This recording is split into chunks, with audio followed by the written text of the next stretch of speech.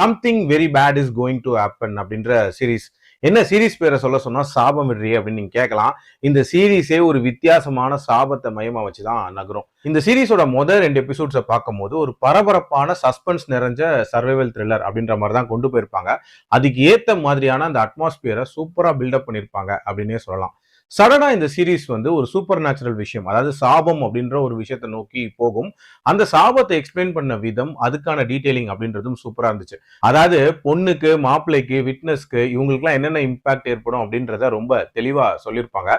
So இது நடந்துருமோ நடக்காதோ அப்படின்ற ஒரு பரபரப்பு இருக்கும். அதுக்கப்புறம் அந்த சாபத்தை பத்திய ரிசர்ச் அப்படின்ற மாதிரி இவங்க சில விஷயங்கள் பண்ணுவாங்க.